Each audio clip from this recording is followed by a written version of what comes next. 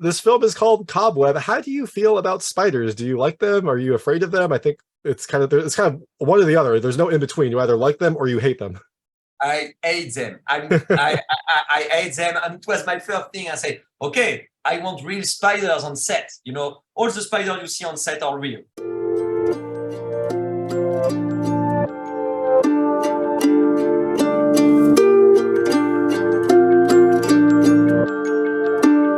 Hello, David. Nice to meet you. Hi, pleasure to meet you too. All right. So thanks so much for joining me today. I've got Samuel Bodin, the director of Cobweb, which is coming to theaters on July 21st, 2023. It is an unsettling, like Americana-style horror movie that has this really wonderful buildup and a crazy twist. It is a good horror movie to see in July when it's hot outside. Get in the theaters, check it out, and I'm very excited to talk to you. So thanks so much for joining me. Thank you. Thanks for having me. Of course. So the first question, like, how did you get involved in this movie? How did you kind of find this script, and what about it like made you want to direct this film?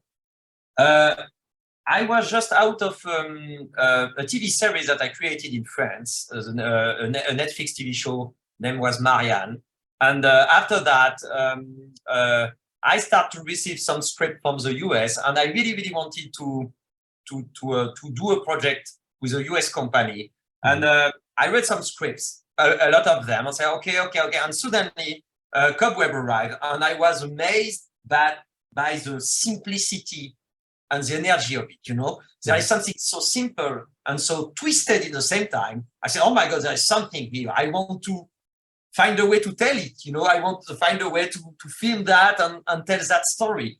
And I loved the tone of it. You know, it was that thing just next to reality. It was not a grounded horror thing. There was a little bit of dark poetry or fairy tale-ish in it that I'd say, oh, I love that tone. I want to tell it. It was really the first hook for me on the project. Oh, that's awesome. I love that it kind of inspired you so much. The thing that I noticed the most about this film is just, I don't know, the style. It feels almost timeless. Like it's got this kind of like Americana, like old style with the house and the wallpaper and the like conservative-ish clothes that the family wears, even though it's modern times. Was that something that was part of the script, or was that something that you brought to think like, hey, this is how we can make this feel a little unsettling and make it feel a little off, even though it's kind of, like you said, a fairly simple story, a very kind of contained story? The script of Chris Devlin had some clues on that, especially the way people talk. You know, the father, the character has this kind of name, you know, father, mother, kid. So it's like he gave me clues to, it's not a normal way to think that story. And when I received that, I love when I tell a story, you know, to not grounded it, but to build a kind of a bubble with snow and say, oh, it's our house and our story is that house. And it's like you are sitting the campfire and I will tell you a story. And I really wanted to create that kind of out of time feeling, that it can be a story that happens everywhere. And I am French, you know, and even if my culture is a lot of American movies, American literature, it's always, it has always been a fantasy for me.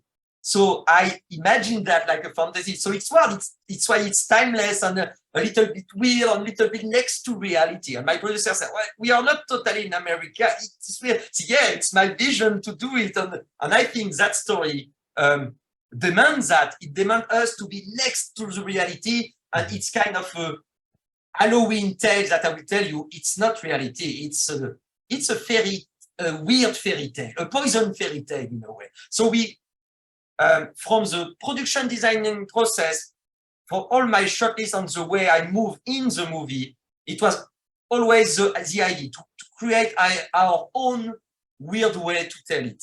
So in the wallpaper, in the design of that house, you say, oh, maybe it can be a classical house, but it's out of time. And that pumpkin patch, it's not a pumpkin patch, it's an ocean of pumpkins, you know. So we really take a lot of intention to create our little world. And to put it out of time, you know, in the wardrobe, Lizzy Caplan is not in the same timeline than the teacher at all, you know, and I love that feeling. Yeah, no, I love that. I love those little touches that let you kind of think like, yeah, this is a little off. And like you said, it makes it feel like a fairy tale, makes it feel like next to reality, which definitely puts you on edge, even when everything is normal. Like even when it seems like, oh, it's just a house and they're making dinner, like something is off here, which, you know, was a great way to kind of broadcast that this is going to get weird, this is going to have something bad happen without forcing you to like actually tell it. So I think that was a brilliant way to tell the story. I also love the cast. Like I thought Lizzy Caplan was fantastic. Like she had that wonderful like razor's edge of being sweet, but then also like crazy in the same scene. Like how did you get her involved, and what was it like working with her and the rest of the cast for this film?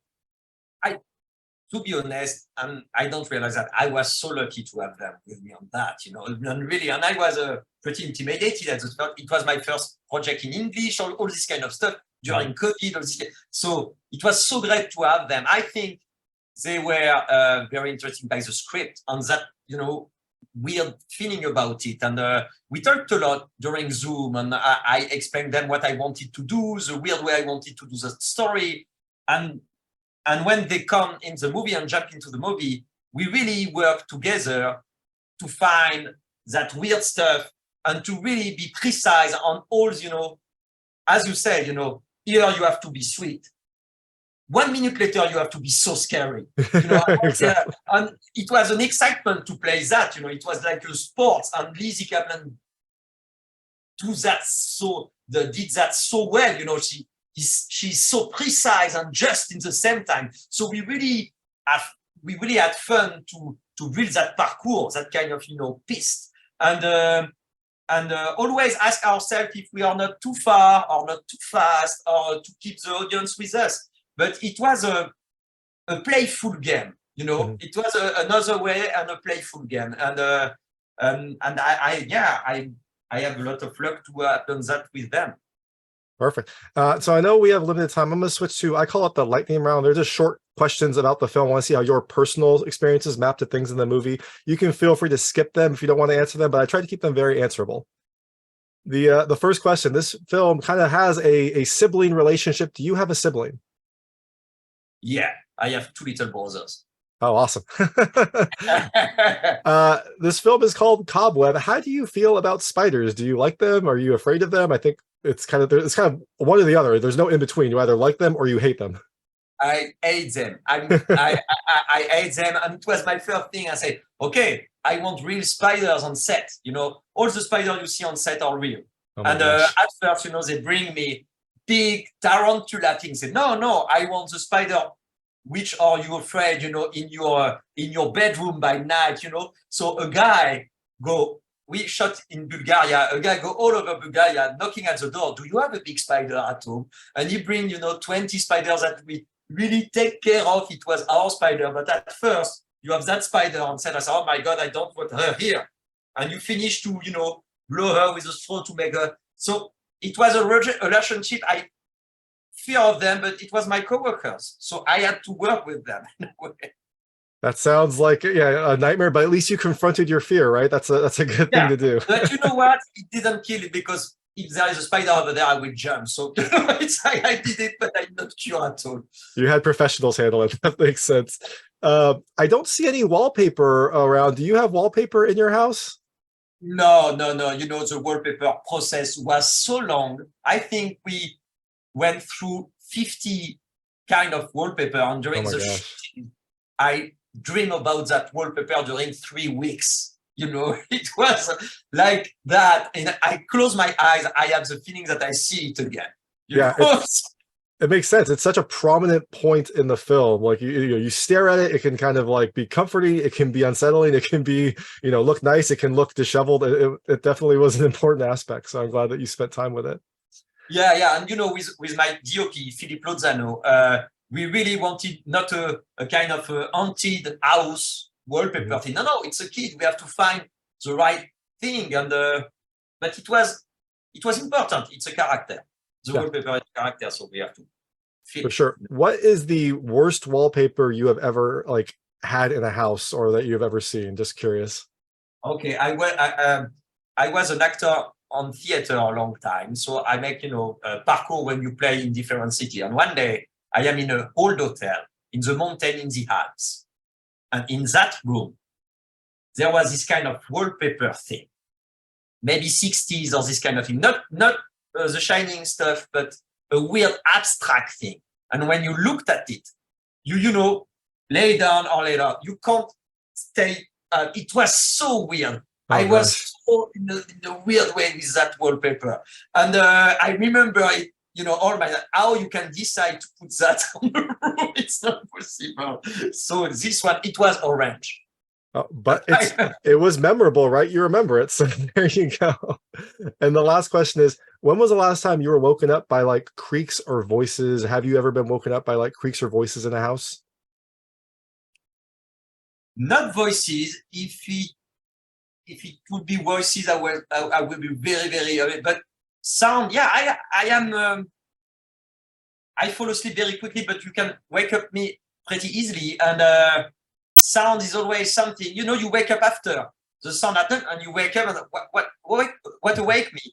But I don't know, 2 weeks ago in my home, I'm in the apartment and there was someone walking over there. And the time I realized that it's just, the neighbor, something is walking in my apartment. So then, then you check the walls just to make sure, just to see how close they are. I hear on the thing, Awesome. Well, so the film is out on July 21st, 2023. You're out promoting it. But I'm sure you might have like other projects in mind, either series or maybe another feature. After people see Cobweb, they see your work, what can they look for next from you?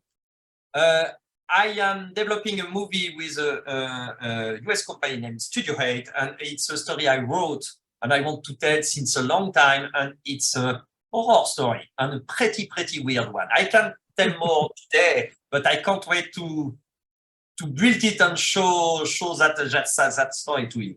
So I'm on it. I'm on it. That's awesome. I cannot wait to see more weird stories from you. But before, checking out that future project, you can check out Cobweb. This is Samuel Bodin, the director of the film. It comes to theaters on July 21st, 2023. Thank you so much for your time. Thank you. It was a pleasure.